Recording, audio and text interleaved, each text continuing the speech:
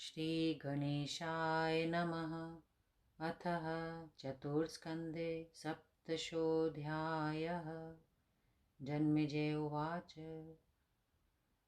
वाराङ्गनास्त्वया ख्याता नरनारायणाक्ष मे। एकं नारायणं शान्तं कामयाना स्मरातुरा। सप्तकामस्तदा जातो मुनिर्नारायणस्ताः। निवारितो नरेणाथ भ्राता धर्मविदा नृप। किं कृतं मुनिना तेन व्यासने समुपस्थिते। ताभिसङ्कल्पितेनाथ कामार्थाभिर्भृशं मुने। शक्रेणोत्पादिताभीश्च बहुप्रार्थनया पुनः। याचितेन विवाहार्थं किं कृतं तेन जिष्णुना। इत्येतत् श्रोतुमहमिच्छामि चरितं तस्य मोक्षदम्। नारायणस्य मे ब्रूहि विस्तरेण पितामह। व्यास उवाच।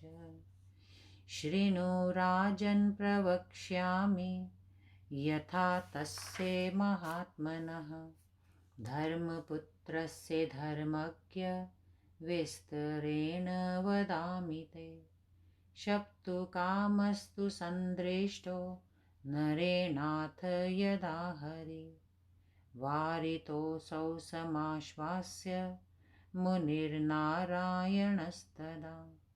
शान्तकोपस्तदोवाच तास्तपस्वी महामुनि। स्मितपूर्वमिदं वाक्यं मधुरं धर्मनन्दनः। अस्मिन् जन्मनि चार्वज्ञः कृतसङ्कल्पवानहम्। आवाभ्यां च न कर्तव्यः सर्वथा दारसङ्ग्रहः। तस्मागच्छन्तु त्रिदिवं कृपां कृत्वा मन्मोहपरि। धर्मज्ञानप्रकुर्वन्ति व्रतभङ्गं परस्य वै। शृङ्गारेऽस्मिन्रसे नूनं स्थायि भावोरिति रतिः स्मृतः। कथं करोमि सम्बन्धं तद्भावे सुलोचना। कारणेन विना कार्यं न भवेदिति निश्चयः। कविभिः कथितं शास्त्रे स्थायि भावो रसः किल। धन्यसुचारु सर्वाङ्गः सभाग्योऽहं धरातले। प्रीतिपात्रं यतो जातो भवतीनां कृते मम। भवतीभिः कृपा कृत्वा रक्षणीयं व्रतं मम। भविष्यामि महाभागा पतिरप्ययजन्मनि। अष्टाविंशे विशालाक्ष्यो द्वापरेऽस्मिन् धरातले। देवानां कार्यसिद्ध्यर्थं प्रभविष्यामि सर्वथा। तदा भवत्यो मदाराः प्राप्य जन्म पृथक् पृथक्। भूपतीनां सुता भूत्वा पत्नीभावं गमिष्यतः। इत्याश्वास्य हरिस्तास्तु प्रतिश्रुत्य परिग्रमं। व्यसर्ज्यस्य भगवान् जगन्मुश्च विगतज्वरा। एवं विसर्जितास्तेन गताः स्वर्गं तदाङ्गना। शक्राय कथयामासु कारणं सकलं पुनः आश्रित्य मघवांस्ताभ्यो वृत्तान्तं तस्य विस्तरात् तुष्टावतं महात्मानं नारीर्दृष्ट्वा तथोवशी इन्द्रोवाच अहो धैर्यं मुनेः कामं तथैव च तपोबलं येनोर्वशयः स्वतपसा तद्रिग्रूपाः प्रकल्पिता इति स्तुत्वा प्रसन्नात्मा बभूव शूरराट् ततः नारायणोऽपि धर्मात्मा तपस्यभीरतोऽभवत् इत्येतत् सर्वमाख्यातं मुनेर्वृत्तान्तमद्भुतं नारायणस्य सकलं नरस्य च महामुने तो हि कृष्णार्जुनौ वीरौ बुभारहरणाय च जातौ तौ भरतश्रेष्ठ भृगो शापवशादिह राजोवाच कृष्णावतारचरितं विस्तरेण वदस्व मे सन्देहो मम चित्तेऽस्ति तं निवार्य मानदः ययो पुत्रत्वमाप्नौ हर्यन्तो महाबलौ देवकी वसुदेवौ तौ दुःखभाजौ कथं मुने कंसेन निगडे बद्धौ पीडितौ बहुवत्सरान् ययो पुत्रो हरि साक्षात् तपसा तोषितोऽभवत् जातोऽसौ मथुरायां तु गोकुले स कथं गतः कंसं हत्वा द्वारवत्यां निवासं कृतवान् कथं पित्रादिसेवितं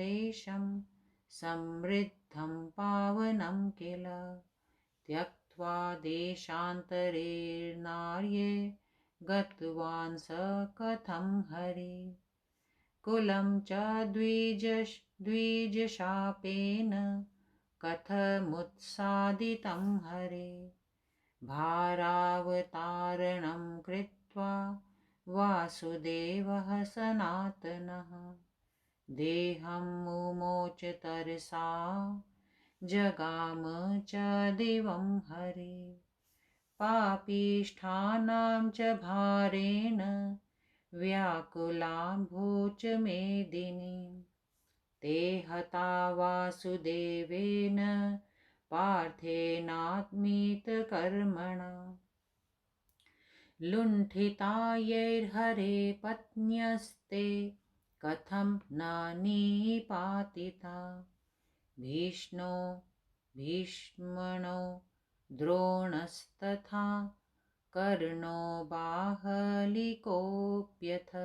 पार्थिवः वैराटोऽथ विकर्णश्च धृष्टद्युम्नश्च पार्थिवः सोमदत्तादयः सर्वे निहतास्मरे नृप तेषामुत्तारितो भारश्चौराणां न हृतः कथं कृष्णपत्न्या यः कथं दुःखं प्राप्तः प्रान्ते पतिव्रता सन्देहोऽयं मुनिश्रेष्ठ चित्ते मे परिवर्तते वासुदेवस्तु धर्मात्मा पुत्रदुःखेन तापितः त्यक्तवान् स कथं प्राणानपमृत्युं जगामः पाण्डवा धर्मसंयुक्ता कृष्णे च निरता सदा ते कथं दुःखभोक्तारो यभवन मुनिसत्तम द्रौपदी च महाभागा कथं दुःखस्य भागिनी वेदीमध्याश्च सञ्जाता लक्ष्यमयंश सम्भवा किल सभायां सा समानीता राजो दोषसमन्विता बाला दुःशासनेनाथ केशग्रहणकर्षिता पीडिता सिन्धुराज्ञाथ वनमध्यगता सती तथैव कीचकेनापि पीडिता रुद्रती भृशं पुत्राः पञ्चैव तस्यास्तु निहता द्रोणिना गृहे सुभद्राया सुतो युद्धे बाल एव निपातितः तथा च देवकी पुत्रा षट् कंसेन निषुदिता समर्थेनापि हरिणा दैवं न कृतमन्यथा यादवानां तथा शापः प्रभासे निधनं पुनः कुलक्षयस्तथा तीव्रस्तत्पत्नीनां च लुण्ठनं विष्णुना चेश्वरेणापि साक्षान्नारायणे च उग्रसेनस्य सेवा वै दासवत्सतमं कृता सन्देहोऽयं महाभाग तत्र नारायणे मुनौ सर्वजन्तुसमानत्वं व्यवहारे निरन्तरं हर्षशोकादयो भावा सर्वेषां सदृशा कथम् ईश्वरस्य हरेर्जाता कथमप्यन्यथा गति तस्माद्विस्तरतो ब्रूहि कृष्णस्य चरितं महत् अलौकिकेन हरिणा कृतं कर्म महीपते हता आयुक्षये दैत्याः क्लेशेन महता पुनः कैश्वर्यशक्तिप्रथिता हरिणा मुनिसत्तम रुक्मणीहरणे नूनं गृहीत्वाथ पलायनं कृतं हि वासुदेवेन चौरवचरितं तदा मथुरामण्डलं त्यक्त्वा समृद्धं कुलसत्तमं जरासङ्घभयातेन द्वारकागमनं कृतं तदा केनापि न ज्ञातो भगवान् हरिरीश्वरः किञ्चित् प्रभुवि मे ब्रह्मन् कारणं व्रजगोपनम् एते चान्ये च बहवः सन्देहा वासवीसुत नाशयाद्य महाभाग सर्वज्ञोऽसि द्विजोत्तम गोप्यस्तथैकः सन्देहो हृदयान् निवर्तते पाञ्चाल्याः पञ्चभर्तृत्वं लोके किं न जुगुप्सितं सदाचारं प्रमाणं हि प्रवदन्ति मनीषिणः पशुधर्मः कथं तैस्तु समर्थैरपि संशितः भीष्मेणापि कृतं किं वा देवरूपेण भूतले गोलकौतौ समुत्पाद्य यक्तु वंशस्य रक्षणं दिग्धर्मनिर्णयः कामं मुनिभिः परिदर्शितः येन केनाप्युपायेन पुत्रोपादनलक्षणः। इति श्रीदेवी भागवते महापुराणे चतुर्स्कन्धे सप्तदशोऽध्यायः। चतुर्स्कन्धे 17वां अध्याय। हिंदी अनुवाद। नर नारायण के आश्रम पर इंद्र द्वारा भेजी गई सुंदरियों का वृत्तांत। राजा जन्मेजय बोले, हे महामुने, पहले आप कह आइए कि नर नारायण के आश्रम पर इंद्र के द्वारा प्रेक्षित अप्सराएं शांत ऋषि नारायण पर मोहित हो गई थी, जिससे कुपित होकर नारायण उन्हें शाप देते हुए उद्यत हो गए। तब हे मुने, उनके धर्मज्ञ भ्राता नर ने उन्हें रोक दिया। हाँ, तो अब यह बताइए कि ऐसे धर्म संकट के अवसर पर महामुनि नारायण ने क्या किया। उन पर आसक्त सुर सुंदरियों ने उन्हें मन ही मन अपना पति मान लिया था। उन अप्सराओं को इंद्र ने वहां भेजा था।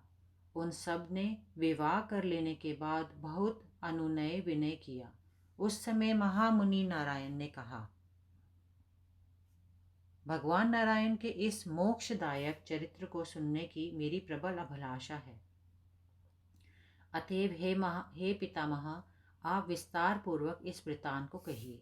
व्यास जी बोले, हे राजन, अब धर्म के पुत्र महात्मा नारायण का चरित्र विस्तार के साथ बता रहा हूँ, आप सुनिए।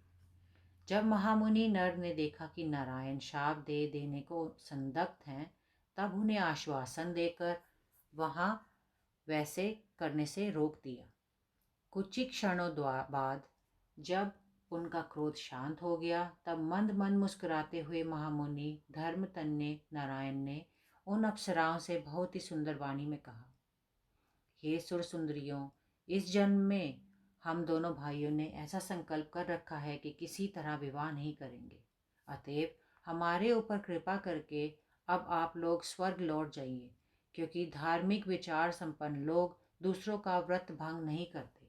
हे सुनयनी अप्सराओं, श्रृंगार रस में रति को स्थायी भाव माना जाता है। ब्रह्मचार्य व्रत धारण करने के कारण हम में उसका अभाव है। तब मैं तुम्हारे साथ संबंध कैसे कर सकता हूँ? बिना कारण के कार्य नहीं होता। विद्वानों का यह सर्वमान्य सिद्धांत है। इसी बात को कवियों ने अपने साहित्य शास्त्र में रस का स्थायी भाव कहा है। मैं धन्य हूँ, मेरे सभी अंग बड़े सुशील और सुंदर और सुडौल हैं। इस धरातल पर मैं इसलिए और भी भाग्यवान हूँ कि मैं आप सबका स्वाभाविक प्रेम पात्र बन सका। आप लोग कृपा करके मेरे ब्रह्मचार्य व्रत की रक्षा करिए। हे महाभागा रमणियों, मैं दूसरे जन्म में आपका पति बनूंगा।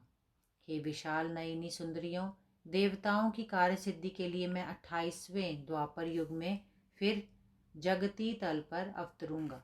उस समय तुम लोग विभिन्न राजवंशों में जन्म ले लेकर राजकुमारियां हो जाओगी। तभी मेरे साथ तुम्हारा पति पत्नी संबंध होगा। इस प्रकार नारायण ने पाणी ग्रहण का आश्वासन देकर उन देवांगनाओं को विदा किया। ऐसा आश्वासन पाकर उनका भी काम ज्वर शांत हो गया और वे देवलोक चली गईं। वहां पहुंचकर उन्होंने देवराज इंद्र को सब वृतांत कह सुनाया। उनके द्वारा नारायण का हाल सुनकर तथा साथ आई हुई उर्वशी आदि सुंदरियों को देखकर इंद्र बहुत प्रसन्न हुए। नारायण की प्रशंसा करते हुए इंद्र ने कहा, अहो, उन मुनिराज में कितना अदम्य धैर्य है। उसी प्रकार उनका तपोबल भी असाधारण है। तभी तो उन्होंने अपनी जांग से उर्वशी जैसी रूप लावण्यमयी इतनी अधिक सुंदरियों को उत्पन्न किया। इस प्रकार नारायण की स्तुति करते हुए देवराज इंद्र आनंद विभोर हो गए। उधर धर्मात्मा नारायण भी अपनी तपस्या में लग गए। हे राजन, इस प्रकार मैंने आपको महात्मा नर और नारायण का अद्भुत वृतांत सुना दिया है। हे धर्मश्रेष्ठ, महामुनि भृगु के शापवश पृथ्वी का भार उतारने के लिए ही नर नारायण कृष्ण और अर्जुन के रूप में अवतरे थे। राजा जन्मेजय बोले, हे मानदाता, अब आप हमें विस्तार पूर्वक कृष्णावतार का चरित्र सुनाइए और मन में जो शंकाएं हैं उनका निवारण करिए। श्री कृष्ण और बलराम जिनके पुत्र होकर जन्मे, उन वसुदेव देवकी को इस प्रकार दुख क्यों सहना पड़ा? जिनकी तपस्या से प्रसन्न होकर स्वयं भगवान को उनका पुत्र बनना पड़ा था, उन वसुदेव देवकी को हथकड़ी बेड़ी पहनकर वर्षों कंस के कारागार में क्यों रहना पड़ा? श्री कृष्ण का जन्म तो मथुरा में हुआ था, फिर वे गोकुल कैसे गए? उनके बाद कंस का वध करके वे द्वारका में क्यों जा बसे? मथुरा तो बड़ी पवित्र, समृद्ध और उनके पूर्वजों की प्राचीन राजधानी थी। तब उसे त्याग कर भगवान द्वारका के अनार्य देश में क्यों गए? भगवान के वंश का एक ब्राह्मण के शाप से क्यों उच्छेद हुआ? हे सनातन भगवान, वासुदेव पृथ्वी का भार हरने के बाद ही शरीर त्याग कर स्वर्ग क्यों चले गए? पापियों के भार से दबकर पृथ्वी व्याकुल थी, सो उन पापियों को श्री कृष्ण और अर्जुन ने मार मार कर कष्ट दिया। किंतु जिन चोरों ने साक्षात भगवान की स्त्रियों का अपहरण किया, उन्हें क्यों भगवान ने नहीं मारा? भीष्म, द्रोण, कर्ण, वाहलिक, नरेश, विराट, विकर्ण, महाराज धृष्टद्युम्न और सोमदत्त आदि राजे तो समर भूमि में मार डाले गए। ऐसा करके भगवान ने पृथ्वी का भार उतारा, किंतु उन चोरों डाकुओं के भार से पृथ्वी को उन्मुक्त क्यों नहीं किया? भगवान कृष्ण की पवित्रता स्त्रियों को अंतिम समय उस प्रांत में इस प्रकार दुख क्यों सहना पड़ा? हे मुनिराज, मेरे मन में यह बहुत बड़ा संशय है। पुत्र मरण के दुख से संतप्त धर्मात्मा वसुदेव को आत्मघात करके अकाल मृत्यु की गोद में जाना पड़ा। हे मुनि सत्तम, पांडव बड़े धर्मात्मा थे और भगवान कृष्ण में उनकी अनन्य भक्ति थी, फिर भी उन्हें क्यों अपार कष्ट सहने पड़े? साक्षात लक्ष्मी की अंश स्वरूपा और वेदी के मध्य से उत्पन्न द्रौपदी को क्यों दुख उठाना पड़ा? उस रजस्वला एवं युवती द्रौपदी का केश पकड़कर दुशासन राजसभा में क्यों ले गया? वनवास के समय सिंधुराज जयद्रथ ने उसे क्यों सताया? अज्ञातवास के अवसर पर कीचक ने उस रोती हुई अबला को क्यों दुख दिया? द्रौपदी बेचारी के कुल 5 पुत्र थे, उन्हें अश्वत्थामा ने घर के भीतर घुस के क्यों मार डाला? सुभद्रा के पुत्र अभिमन्यु को रणभूमि में बालावस्था में ही क्यों मार डाला गया? महारानी देवकी के 6 पुत्रों को कंस ने क्यों मार डाला? और सर्वसमर्थ होते हुए भी भगवान कृष्ण ने होनी को क्यों नहीं पलट दिया? यादवों को ब्राह्मण का शाप क्यों लगा और प्रभास क्षेत्र में उनका निधन क्यों हुआ? इस प्रकार भयानक कुल संहार के बाद भगवान की स्त्रियों का अपहरण क्यों हुआ?